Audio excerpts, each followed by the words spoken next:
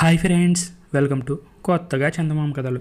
ఇవాళ మనం శబ్దవేది సిరీస్లో 4వ పార్ట్ చెప్పుకుందాం.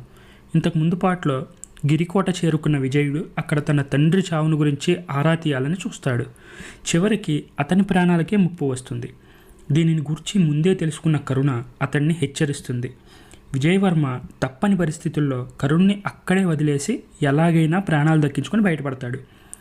ఆ తర్వాత విజయుడు భీమవర్మ చేతుల్లో నుంచి తప్పించుకుని కూడా 4 నెలలు గడిచిపోయాయి. ఈ 3-4 నెలల కాలంలోనూ విజయలక్ష్మి బీసల్పూరు, కోసల్పూరు రాజ్యాల మధ్య 4-5 సార్లు మారింది. ఇప్పుడు కోసల్పూరు వారిదే పై చేయిగా ఉంది. అందువల్ల భీమవర్మకి పట్టపగ్గాలు లేకుండా ఉన్నాయి. ఆయన కోసల్పూరు రాజ్యానికి చెందిన మరికొంతమంది సర్దారులతో సహా నర్మదా నదీ తీరాన ఉన్న దేవనూరులో మకాన్ చేసి ఉన్నారు. అదే దేవనూరులో ఊరి బయట నుంచి ఒక పాడుపడే సత్రంలో కూర్చొని 10-12 మంది ధనురార్థులు తమలో తాము ఏదో మాట్లాడుకుంటున్నారు. ఇంతలో మెల్లగా అర్ధరాత్రి అయింది. ఈలోపు ఒక దూత వచ్చి వారందరి మధ్యలో ఉన్న ఒక యువకుడితో, విజయ, భీమవర్మ 4 సైనికులతో ఇప్పుడే ఎక్కడికో బయలుదేరుతున్నాడు అని చెప్పాడు. వెంటనే విజయవర్మ 4-5 అనుచరులతో ఆ దూతను వెంబడించాడు. ఆ దూత వారిని నర్మదా తీరాన్నే తీసుకుపోతున్నాడు. కొంత దూరం వెళ్ళిన తర్వాత వారికి తమ ముందు కాగడా వెలుగులో నడుస్తున్న చిన్న జట్టు ఒకటి కనిపించింది. అది భీమవర్మ జట్టు అయి ఉంటుందని వారు ఊహించారు. ఆ జట్టు కొంత దూరం పోయి నది ఒడ్డున పొదల గుబురుగా ఉన్న ఒక చోట నిలబడిపోయింది. విజయవర్మ మొదలైన వారు కూడా కొంత దగ్గరకు వచ్చి పొదల మాటున పొంచి ఏం జరుగుతుందా అని చూడసాగారు. కొంతసేపటిలో పొదల అవతల వైపు నుంచి వారికి ఇంకొక జట్టు రావడం కనిపించింది. 2 జట్ల నాయకులు పరిచయం చేసుకున్న తర్వాత ఏదో మాట్లాడుకొనసాగారు. విజయుడు నించున్న చోటికి వారు ఏం మాట్లాడుకుంటున్నది సరిగ్గా వినిపించలేదు. మధ్య మధ్య కరుణ అన్ని విధాలా తగిన పిల్ల, శబ్దవేది బహిరంగంగా వీల్లేదు అనే మాటలు వినిపించాయి. కొంతసేపటికి మాటలు ముగిశాయి. భీమవర్మ వెనుదిరిగి తన నివాసం వైపు నడిచాడు. విజయవర్మ అతన్ని వెంబడించాడు. భీమవర్మ బస చేసింది నర్మదా తీరాన ఉన్న ఒక పురాతన భవనంలో. భవనానికి 3 వైపులా ఎత్తైన ప్రహరీ గోడలు ఉన్నాయి. ఒకవైపున నర్మద ప్రహరీ గోడ కంటే మిక్కిలిగా రక్షిస్తున్నది. ఈ భవనం విజయవర్మ అదివరకే గుర్తుపెట్టుకుని ఉన్నాడు. కానీ లోపలికి మాత్రం జ్వరపడ్డానికి వీలు లేకపోయింది. ఇంతకుముందు జరిగిన సంభాషణను బట్టి విజయుడు కరుణ ఈ భవనంలోనే ఉందని, ఏదో బలవంతపు పెళ్లికి ఏర్పాట్లు జరుగుతున్నాయని ఊహించాడు. అందువల్ల సమయం మించిపోకముందే అతను ఈ భవనం మీద దాడి చేసి కరుణను విడిపించక తప్పదని నిశ్చయించుకున్నాడు. అందువల్ల అతడు, భీమవర్మ, అతని అనుచరులు లోపలికి ప్రవేశించి సింహద్వారాలు మూయించిన తర్వాత చుట్టుపక్కల తిరిగి తన దాడికి వీలు చూసుకోసాగాడు. ఇలా చుట్టుపక్కల పరికించి చూసి కాపలా చాలా కట్టుదిట్టంగా ఉండడం వల్ల గోడలు దాటడం సాధ్యం కాదని, నది వైపు నుంచి దాడి చేయడమే ఇంతకన్నా సులభమని అతను తేల్చుకొని తన అనుచరులతో సత్రానికి మరలాడు. కానీ మరల కొద్ది దూరం వెళ్ళారో లేదో ఎవరో వీరిని అడ్డగించారు. వీరు తప్పకుండా భీమవర్మ అనుచరులే అనుకున్నారు విజయుడు, అతని అనుచరులు. ఇంకే కత్తులు దూసి ఆ చీకటిలో అడ్డగించిన వారి మీద విరుచుకుపడ్డారు. కానీ ఇలా కొంతసేపు పోరు జరిగిన తర్వాత నువ్వెవరంటే నువ్వెవరని పలకరించుకున్న తర్వాత కానీ ఉభయులకు తమ పొరపాటు తెలిసి రాలేదు. అప్పుడు తెలిసింది విజయుడికి తాను పోరాటం చేసింది పూర్వం కరుణను పెంచి పెద్దదానిగా చేసిన చంద్రదుర్గాధిపతితో అని. ఇద్దరికీ భీమవరం భద్రశత్రువే. 2వ రోజు పొద్దున్నే కలుసుకొని అన్ని విషయాలు మాట్లాడుకుందామని నిశ్చయించుకొని ఇరువురు ఎవరి త్రోవను వాళ్ళు వెళ్ళిపోయారు. మరుసటి రోజు పొద్దున్న నర్మదా తీరాన విజయుడు చంద్రదుర్గాధిపతిని కలుసుకున్నాడు. ఇద్దరికీ భీమవర్మ శత్రువు కావడం వల్ల స్నేహం కలవడానికి ఎక్కువసేపు పట్టలేదు. విజయుని యందు చంద్రదుర్గాధిపతికి మంచి అనురాగము, విశ్వాసము కలిగాయి. ఇద్దరూ కలిసి కరుణను రక్షించడానికి ఉపాయాలు ఆలోచించి చివరకు ఆ రాత్రే నదివైపు నుంచి భీమవర్మ నివాసం మీద దాడి చేయాలని నిశ్చయించుకున్నారు. కరుణను విజయుడికి ఇచ్చి పెళ్లి చేయడానికి తనకేమాత్రం అభ్యంతరం లేదని చంద్రదుర్గాధిపతి వాగ్దానం చేశాడు. విజయుడి అనుచరులలో పడవల పానయ్య అనే నడివయసు గల వ్యక్తి ఒకడు ఉన్నాడు. ఈ పానయ్యకు ఓడలు, పడవలు నడపడంలో మంచి అనుభవం ఉంది. విజయుడు బసకు తిరిగి వచ్చి అతనితో, ఏం పానయ్య, రాత్రికి ఎక్కడైనా సరే ఒక పెద్ద పడవ దొంగిలించాలి, కొంచెం పని ఉంది అన్నాడు. ఓ, అదెంతసేపు, రేవులో ఉన్న పడవలన్నీ మనవే అన్నాడు పానయ్య. రేవులో పడవలు చాలా వరకు ఉన్నాయి. వాటన్నిటిలో ఒక్క పడవ మట్టుకు వీరికి బాగా ఉపకరించేలా ఉంది. పానయ్య ఆ పడవను మనసులో గుర్తుపెట్టుకొని విజయుడికి ఆ సంగతి చెప్పించాడు. చీకటి పడేసరికి చంద్రదుర్గాధిపతి తన అనుచరులు 20-25 మందితో అక్కడికి వచ్చాడు. విజయుడు కూడా తన అనుచరులు 20-25 మందిని సిద్ధం చేసుకున్నాడు. ముందుగా ఒక 5-6 నిశ్శబ్దంగా పాకి పడవ ఎక్కేశారు.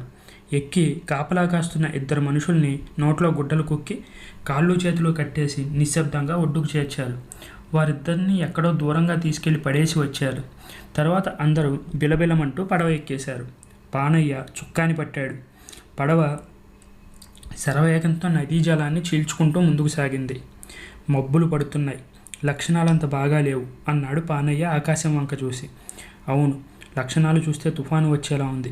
ముహూర్తం అంత మంచిది కాదేమో అన్నాడు చంద్రదుర్గాధిపతి కూడా. చూద్దాం విధి ఎలా ఉంటుందో అన్నాడు విజయుడు. తుఫానేంటి, భూకంపం వచ్చిన ఇవాళ రాత్రి కరుణను విడిపించి తీరుతాను అని నిశ్చయించుకున్నాడు అతని మనసులో. క్షణక్షణం చీకటి గాఢమవుతుంది. పడవ భీమవర్మ నివాసం దరిదాపులకు చేరుకునేసరికి అంతటా కటిక చీకటి కమ్ముకుంది. కన్ను పొడుచుకున్నా కూడా కానరావడం లేదు. గాలి కూడా బొత్తుగా సద్దుమణిగింది. వచ్చేశాం అన్నాడు విజయుడు. ఎప్పుడు పడవ ఒడ్డుకు చేరుతుందా, ఎప్పుడు కిందకి ఉరుకుదామా అని ఊగిసలాడుతున్నాడు అతను. ఎలాగైతేనే పడవ భవనం పక్కనే ఒడ్డుకు చేరుకుంది. విజయుడు ముందు కిందకి దూకేశాడు. అతని వెనకనే ఇంకా కొంతమంది కూడా దూకారు. అతని వెనకనే ఇంకా కొంతమంది దూకారు. కొంతమంది పడవలో ఉండండి, మేము ముందు పోయి స్థితిగతులు ఎలా ఉన్నాయో చూసొస్తాం అన్నాడు విజయుడు. అలాగేనని చంద్రదుర్గాధిపతితో సహా మిగిలిన వాళ్ళంతా పడవలో నుంచి కిందకి దిగలేదు. మేఘాలు ఆకాశంలో కుప్పతిప్పలుగా కాసాగాయి. చుక్కలన్నీ మటుమాయమయ్యాయి. అకస్మాత్తుగా పెనుగాలి విజృంభించింది. విజయవర్మ తన అనుచరులతో జాగ్రత్తగా అడుగడుక్కి ఆగుతూ ముందుకు సాగాడు. భవనం వెనుక వైపు కనుక కాపలా వాళ్ళు ఎవరూ ఉండరని అతని ధైర్యం. ఇంతలో అతని అనుచరుల్లో ఒకడు ఒక చిన్న బండకు కొట్టుకున్నాడు. బండ అలాగే పర్లాన దొల్లుకుంటూ పోయింది. ఇంకేముంది, భవనం మీద నుంచి ఒక బాణం రివ్వున వచ్చి అతని అనుచరుల్లో ఒకనికి తగిలింది. వెనక్కి తగ్గండి అని విజయుడు ఆజ్ఞాపించేలోపే పైనుంచి బాణాల వర్షం కురియసాగింది. అతని అనుచరులు వెనుతిరిగి పరిగెత్తారు. ఇంతలో వర్షం, గాలి ఒక్కసారే ప్రారంభమయ్యాయి. ఆ తుఫాను హోరులో పారిపోతున్న వారి కేకలు, వెంబడిస్తున్న వారి కేకలు కలిసి మరింత కోలాహలం చెలరేగింది. ఎలాగైతేనే విజయవర్మ అతని వెంటనున్న వారు పడవను సమీపించారు. కానీ పడవ ఒడ్డున లేదు. అప్పుడే పెనుగాలి మూలాన నదిలో రేగుతున్న తరంగాల వల్ల ఒడ్డుకు దూరంగా వెళ్ళిపోయింది. దాన్ని మళ్ళీ ఒడ్డుకు చేర్చడానికి పానయ్య వశం కావడం లేదు. వెనక నుంచి శత్రువులు తరుముకు వస్తున్నారు. ధారాపాతంగా వర్షం కురుస్తుంది. హోరు గాలి వల్ల కాలు నిలపడానికి వీలు లేకుండా ఉంది. మధ్య మధ్య మెరిసి పట్టపగలుగా చేస్తున్న మెరుపుల వెలుగులో శత్రువులకు గురి బాగా చిక్కుతుంది. ఇక ఆలోచించడానికి కూడా వ్యవధి లేదు. విజయవర్మ అతని అనుచరులు నిర్భయంగా నదిలో దూకేసి పడవకేసి ఈదుకుంటూ పోసాగారు. శత్రువులు ఒడ్డును వచ్చి నిలబడి ఈదుతున్న వారి మీదనే కాక పడవలో ఉన్న వారి మీద కూడా బాణాలు కురిపించసాగారు. నదిలో బాణాలు తగిలిన వారు అంతు లేకుండా కొట్టుకుపోయారు. పడవ ఎక్కుతూ ఉండగా బాణాలు తగిలిన వారు జారి ఏట్లో పడి కొట్టుకుపోయారు. పడవ మీద ఉన్న వారికి కూడా కొంతమందికి గాయాలయ్యాయి. వారికి బొత్తిగా రక్షణ లేకుండా ఉంది. వారు కూడా సాహసం వదలకుండా బాణాలు వేయసాగారు. కానీ రాళ్ల చాటున, పొదల మాటున దాక్కోవడానికి శత్రువులకు కావాల్సినంత అవకాశం ఉంది. వారి దాడి ఈ విధంగా అగచాట్ల పాలై ఊరుకుంది. చివరకు ప్రాణాలు దక్కించుకుని బయటపడితే చాలునని దేవునికి మొక్కుకోసాగారు. తుఫాను తాపులకు పడవ ఎండుటాకులా ఊగుతుంది. ఈ క్షణము మరుక్షణము తలకిందులయ్యేలా ఉంది. పడవ మీద హాహాకారం చెలరేగింది. పడవ అవతలి ఒడ్డుకన్నా చేర్చుపానయ్యా అన్నాడు రొప్పుతూ విజయవర్మ. కానీ ఆ తుఫానులో పడవను అవతలి ఒడ్డుకు చేరడం అంటే మాటలా? ఇంతలో ఒక బాణం వచ్చి చంద్రదుర్గాధిపతికి తగిలింది. గాయపడి కింద పడిన అతన్ని పక్కకు మోసుకెళ్లారు. గాయం గట్టిగా తగిలింది. ప్రాణభయం కూడా ఉన్నందువల్ల అతను విజయుడిని పిలవసాగాడు. విజయుడు వెళ్ళి విచారంగా అతని పక్కన నిలబడ్డాడు. అబ్బాయి, నువ్వు ఏ పక్షం వాడివి? బీసల్పూరా, కోసల్పూరా అని అడిగాడు అతను. భీమవర్మ కోసల్పూర్వాడు. అతను నాకు చండీదాసుకు శత్రువు. అందువల్ల మీరు మమ్మల్ని కూడా బీసల్పూర్ వాళ్ళే అని అనుకోవచ్చు అన్నాడు. తను ఏ పక్షానికి చెందినవాడో కూడా తెలియని విజయుడు. అయితే విను, అసలు నేను ఈ నగరం వచ్చింది కరుణ కోసం కాదు. కరుణ ఇక్కడ ఉన్నదని కూడా నాకు తెలియదు. నేను ఇక్కడికి వచ్చింది శత్రువుల బలాబలాలు కనుక్కోవడానికి. ఆ పని కొంతవరకు నెరవేరింది. కానీ అసలు నేను బతుకుతానా లేదా అనే అనుమానం కలుగుతుంది. నేను నీకు ఒక వ్యక్తి పేరు చెప్తాను. నేను చనిపోయిన పక్షంలో నీవు ఆ వ్యక్తి వద్దకు వెళ్ళి ఇక్కడ స్థితిగతులన్నీ చెప్పాలి. అతడు నిన్ను బీసల్పూరా అధీశ్వరుడికి కూడా పరిచయం చేస్తాడు. ఏమో నీ అదృష్టం ఎలా ఉందో ఎవరు చెప్పగలరు అన్నాడు చంద్రదుర్గాధిపతి. మరి కరుణ సంగతి ఏమిటి అన్నాడు విజయుడు. ఆ విషయం ఇక నేనేమి చేయలేను, నువ్వు ప్రయత్నించుకోవాల్సిందే. ఇవాళ నా చేతనైంది చేశాను అన్నాడు చంద్రదుర్గాధిపతి. కానీ మీరేం నిరాశ చెందక్కర్లేదు. మనం శత్రువుల ప్రాణాల దారిని దాటి వచ్చేసాం. కొంచెం సేపట్లో ఒడ్డుకు చేరుకుంటాం. మీ గాయం కూడా మానిపోతుంది అన్నాడు విజయుడు.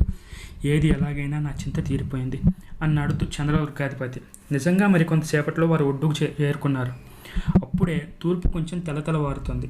విజయవర్మ అతని అనుచరులు పడవను రేవులో కట్టివేసి భిన్న హృదయాలతో ఒడ్డుకు దిగారు. చంద్రదుర్గాధిపతి అనుచరులు గాయపడిన తమ యజమానిని మోసుకుంటూ బసకు తరలిపోయారు. ఆ రాత్రి కరుణను విడిపించడానికి వారు చేసిన ప్రయత్నం ఈ విధంగా విపత్కరంగా పరిణమించింది. అయితే ఈ ప్రయత్నం వల్ల విజయుడికి చంద్రదుర్గాధిపతి స్నేహం మట్టుకు లభించింది. ఇక ముందు కరుణను విడిపించడానికి నాకెవ్వరి సహాయం అక్కర్లేదు, నా స్వశక్తి మీదనే ఆధారపడతాను అనుకున్నాడు విజయుడు వజ్ర సంకల్పంతో. ఆ తర్వాత ఏమైంది?